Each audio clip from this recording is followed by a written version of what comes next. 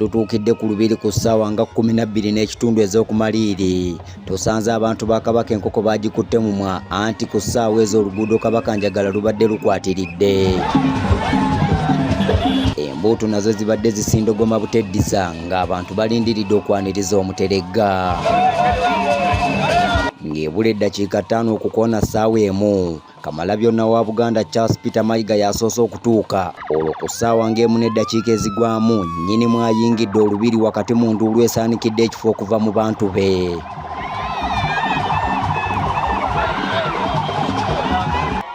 Ng'atuuse mu lubiri beena ayaniriziddwa Katikkiro, baminisita b'Emmengo n'abagenyi abayita ab'enjawulo era Omutanda asiimye n'asooka okwekubisa ebifaananyi n'abantu abamu. Oluvannyuma Omutanda asiimye n'awuubira ku bantu be n'enkulabira essanyu ly'abantu okulaba ku mpalabwa. Nga zoolekera okuwera ssaawa 2 Ssaabasajja asiimye n'akwata bendera n'awuubira abaddusi ng'atandise n'aba kilomita 21, 10 n'asembayo n'ab'ettaano. Mu kwogerako eri Namungi w'omuntu akuŋŋaanidde mu lubiri, Katikkiro Charles Peter Mayiga ajjukizza abantu ku mulamwa gw'emisinde ogw'okwerinda Nawookeera wa Mukenenya.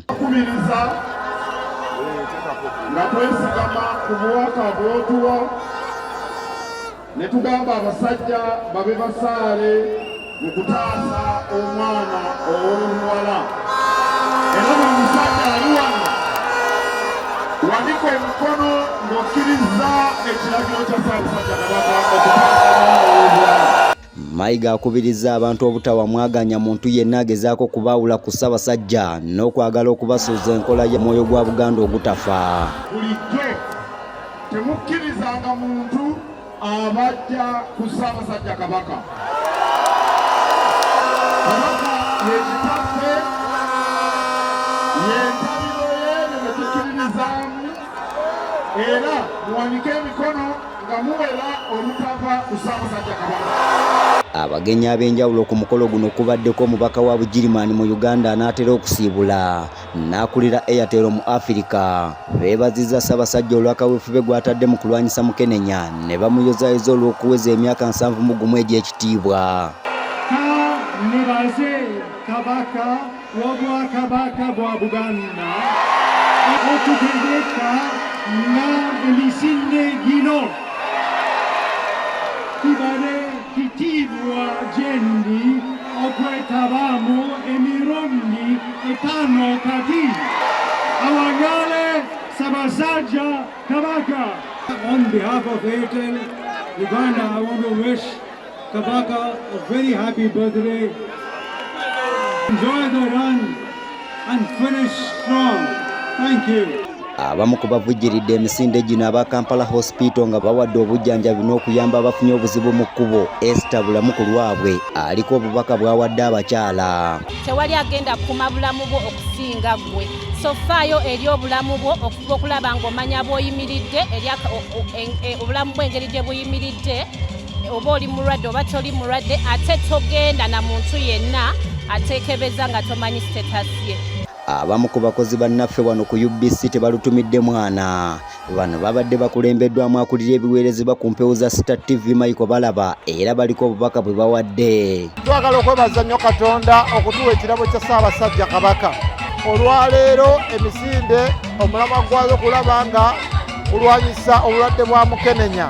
Kale Ssaabasajja Kabaka twagala okumwebaza okubeera nga akoze ekisoboka kyonna, naye ate olwaleero tuli basanyufu nnyo tumulabyeko n'amaaso gaffe. Mbakubiriza mikwano gyange nga bwe mwagadde Kabaka, mba mwagala ensi yammwe era mukume obulamu bwammwe, kubanga bw'oba mulamu buli kimu kiba kikoze eki kiba kiteredde, bw'oba omulamu oba opulaninga. Abalala abaddusi be twogeddeko nabo baliko bye batubuulidde ku misinde gino egibadde ku mulamwa gw'okulwanyisa Mukenenya.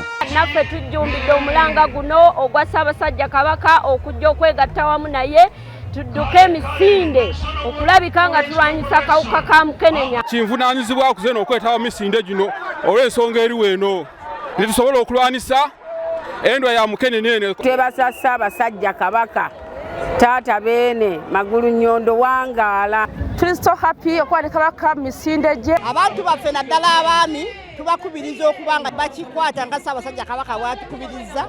Emisinde gino gyetabyemu abantu ab'ekikula kyonna era Agnes Natukunda ku lw'abaliko obulemu akoowodde bano okwetaba mu lutalo lw'okulwanyisa Mukenenya. Beeyongere n'okukubiriza abantu abaliko obulemu okwenyigira mu kudduka kuno, oba oli ali ku kagaali oba yeetaaga sign language interpreter. Kiba kikulu nnyo lwakubanga kuno okudduka kutugatta ffenna. Ebikumi n'ebikumi by'abantu okuva mu nsonda ez'enjawulo beeyiye mu lubiri lwa Ssaabasajja Kabaka e Mengo okwetaba mu misinde gy'amazaalibwa ago ag'emyaka 71 ng'emisinde gino giddukiddwa ku mulamwa gw'okulwanyisa Mukenenya ng'abaami be basaale okutaasa omwana ow'obuwala. Nze Andrew Sebbira wano mu lubiri lwa Ssaabasajja Kabaka e Mengo.